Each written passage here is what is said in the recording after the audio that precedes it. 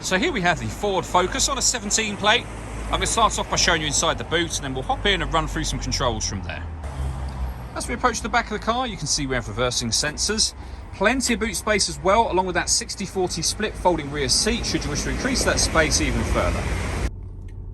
Okay, now that we're inside the car, we're going to start with the dials. On the left-hand side, we have the rev counter, and on the right-hand side, the speedometer.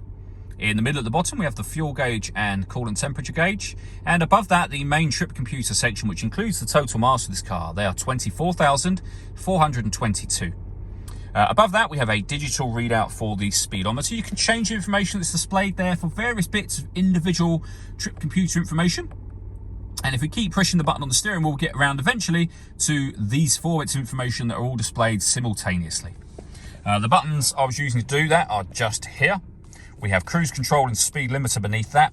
Over on the right hand side, stereo and phone controls, including voice activation for your phone. You'll only be able to use that once you pair the phone up to the car, of course, and that is done over on the touchscreen in the center just here. So go back to the home screen and then hit add device. Search for your vehicle on your device and select it once it is found. Then follow the instructions on screen from there. You'll have noticed, I'm sure, this car's got satellite navigation. There's a full video showing how this works on our website and YouTube channel.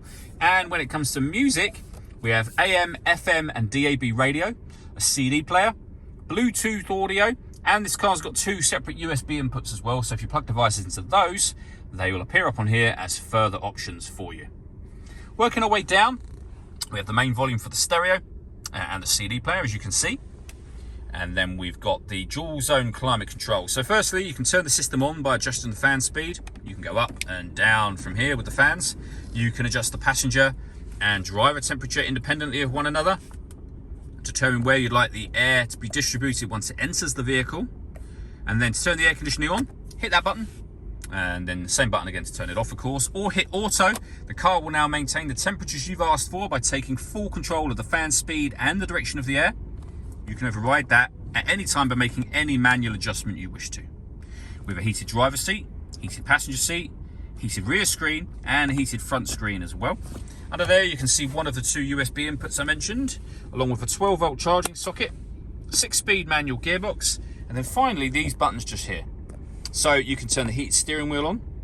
You can turn off the stop and start. This car is designed to cut out when it's stationary in traffic to save you fuel. That system is now off. You can turn off the parking sensor, and hitting that button will turn on the autonomous parking. This car is able to parallel park and perpendicular park itself. We've done a couple of videos showing this working, which you can find on our website and on our YouTube channel.